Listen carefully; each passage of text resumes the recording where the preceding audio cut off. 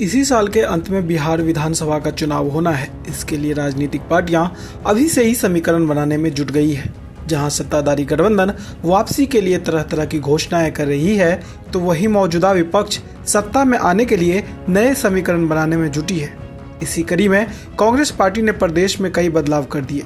बात लालू की अगुवाई वाली राजद की करे तो तेजस्वी यादव काफी सक्रिय नजर आ रहे हैं और अभी से ही लगातार अलग अलग जगहों का दौरा कर रहे हैं और जनहित योजनाओं की घोषणा भी कर रहे हैं। इसी बीच कांग्रेस और जनसुराज पार्टी के संस्थापक प्रशांत किशोर को लेकर बड़ी बात सामने आई है। खबर है कि चुनाव से पहले कांग्रेस और जनसुराज पार्टी के बीच गठबंधन हो सकता है, यानी कि बिहार में तीसरे मोर्चे की कवायद तेज है। हालांकि ऐसे कोई आधिकारिक घोषणा तो नहीं है, लेकिन सियासी हवा चल रही है। दरअसल पटना विश्वविद्यालय छात्र संघ चुनाव में प्रशांत किशोर की पार्टी जनसुराज द्वारा कांग्रेस के छात्र संगठन NSUI को समर्थन देने के फैसले ने इस अटकल को और हवा दे दी है। अब कांग्रेस और जनसुराज साथ चुनाव लड़ेगी या फिर जनसुराज पार्टी इंडिया गठबंधन में शामिल होंगे, इसका कोई बयान तो सामने नहीं आया है। लेकिन जब इसी तरह का सवाल बिहार कांग्रेस प्रभारी कृष्णा अल्लावरू से पूछा गया, तो उन्होंने कहा कि प्रशांत किशोर के इंडिया गठबंधन में शामिल होने के बारे में चर्चा के बाद फैसला लिया जाएगा। हम इस पर बैठकर बात करेंगे। यानी जो सियासी हवा चल रही है, कहीं न कहीं लहरें उठ रही है। लेकिन सियासी बयानबाजी को देखें तो ऐसा कम ही लग रहा है कि जनसुराज के संस्थापक प्रशांत किशोर महागठबंधन में शामिल हो, क्योंकि प्रशांत किशोर ने तेजस्वी यादव के बारे में कई मौकों पर तीखी टिप्पणी की है। उन्होंने तेजस्वी की शिक्षा, योग्यता और राजनीतिक समझ पर सवाल उठाए हैं। पीके ने आरजेडी नेता तेजस्वी को 9वीं फेल कहकर उनकी शैक्षणिक योग्यता पर हमला बोला था। पीके ने अपने एक बयान में तेजस्वी को लेकर कहा था कि तेजस्वी यादव की कोई अपनी पहचान नहीं है, वे सिर्फ अपने पिता लालू यादव की वजह से राजनीति में है।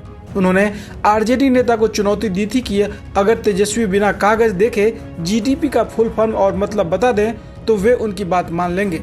उनका कहना था कि तेजस्वी को विकास जैसे जटिल मुद्दों की समझ नहीं है और उनकी बातें हास्यास्पद है।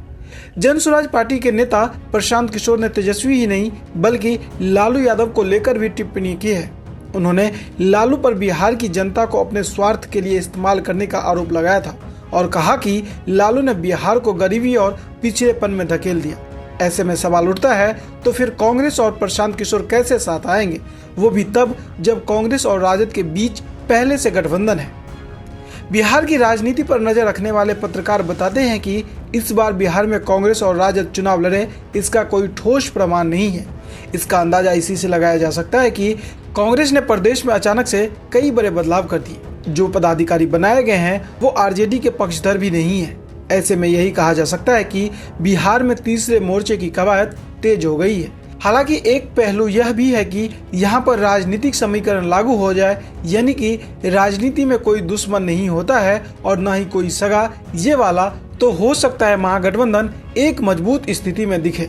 और ये संभव तभी हो सकता है जब आरजेडी महागठबंधन में प्रशांत किशोर को स्वीकार कर ले। प्रशांत किशोर को आरजेडी द्वारा स्वीकार करना कोई बड़ी बात नहीं है। साल 2015 में प्रशांत किशोर के तले ही नीतीश और लालू साथ आए थे। ऐसे में कांग्रेस और प्रशांत साथ आए तो पीछे से आरजेडी भी साथ हो ले तो कोई आश्चर्य की बात नहीं है, क्योंकि बिहार में सत्ता हासिल करने के लिए आरजेडी प्रशांत किशोर को स्वीकार कर सकती है, ऐसा कहा जा रहा है।